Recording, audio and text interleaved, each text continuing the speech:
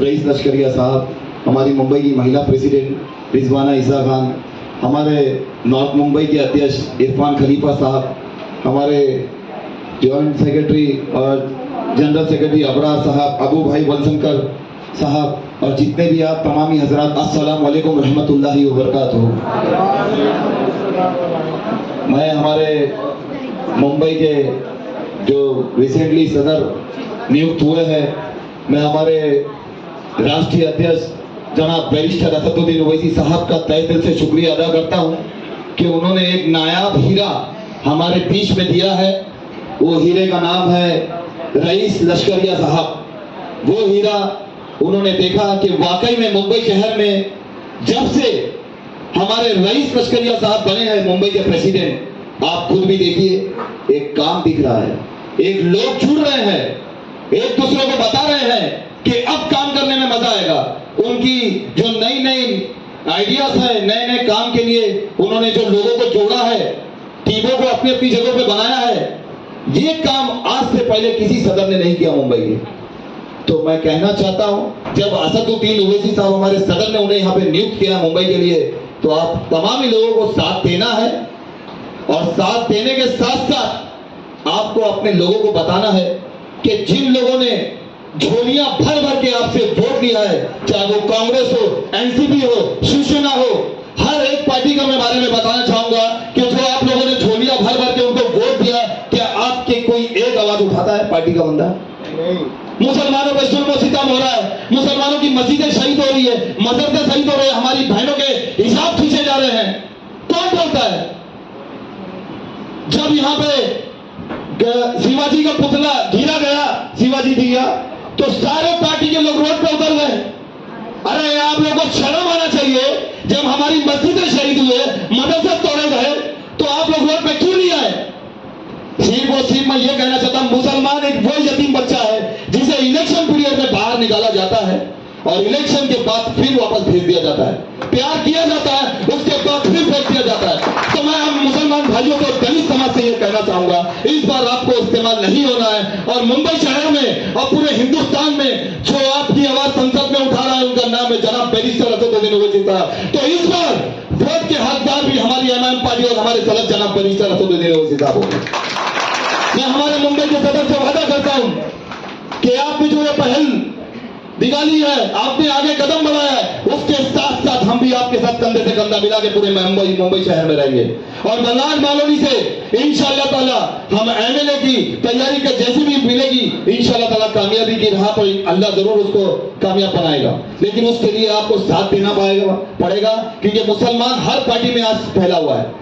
मुसलमानों को ये नहीं दिख रहा है कि आज हम कांग्रेस में है, एनसीपी में है, शिवसेना में है। अरे आप ये देखिए कि आपके साथ कौन है। आप तो सबके साथ हो, लेकिन आपके साथ कौन है?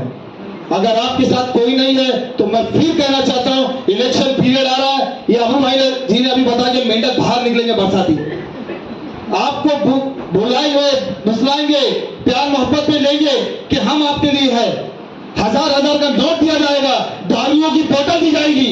लेकिन मैंने कहना चाहता हूं, अगर ये हरकत वो लोग करते हैं तो आपके पास में आते तो वो कर लीजिए। आपके पास से अगर आते लालच देते तो उन्होंने बोलना ठीक है हम वोट आपको देंगे, लेकिन बोलना आप 5 साल तक कहां रहते हो जब इलेक्शन पीरियड खत्म होता है। तो अब की बार हम वो काम नहीं करेंगे। अगर जो भी आपको गुमराह करता है, गुमराह नहीं होना मेरे भाइयों मेरी बहनों, वो फैसला करना इस बार इतिहास मालोनी का रस देना कि हम भी वो ताकत रखते हैं। मलान मालोनी का एक एक वोट वो ताकत रखता है कि आपको जड़ से उखाड़ के बाहर फेंकेगा। हमारी वजह से आप सत्ता में बैठे हो। और इंशाअल्लाह ताला एमएलए की सीट अल्लाह ने चाहा तो हम इतनी निकालेंगे कि हमारे बिना ये सरकार नहीं बना सके। मजबूर हो जाए हमारे घुटने टेक दे हमारे सामने कि आप आइए और हमें समर्थन दीजिए। और ये तभी होगा जब हम एकजुट होकर एक मंच पर आएंगे। मैंने बहुत लोगों को देखा, मासूम बच्चों को देखा रोते हुए, कोई नहीं आता हमारे लिए। हमारे लोगों की इतनी तकलीफ में है मलाड मालोनी में, कोई नहीं आता हमारे लिए। मैं यहाँ के एमएलए साहब से कहना चाहता हूँ, ये चैनल के माध्यम से जो यहाँ पर आए हुए हैं, कि आपको दिखता नहीं है मलाड मालोनी में नशा किस हद तक बढ़ा हुआ है। मैं ये भी आपको पता होगा कि रिजवाना ईसा खान, अबू भाई वलशंकर और हम तालुका अध्यक्ष हमारी पूरी टीम ने लगातार 7 दिन का कैंपेनिंग किया था। डोर घर गए, हर वो माँ बाप को समझाया, हर वो बहन भाइयों को समझाया कि नशे से आपको दूर रहना है। ये अवेयरनेस का प्रोग्राम हमने हमेशा रखा है। आपके बीच में कभी ये लोग आए? एमएलए साहब से मैं कहना चाहता हूं, जब आपके बच्चे नशा करता था मलाड कॉलोनी में, तो आपने पूरा नशा बंद करवा दिया था। ये आपकी औलाद नहीं है, ये आपकी औलाद नहीं है।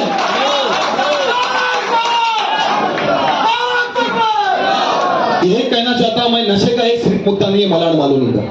यहाँ पे रोजगार नहीं है, यहाँ पे रोड सड़क नहीं है।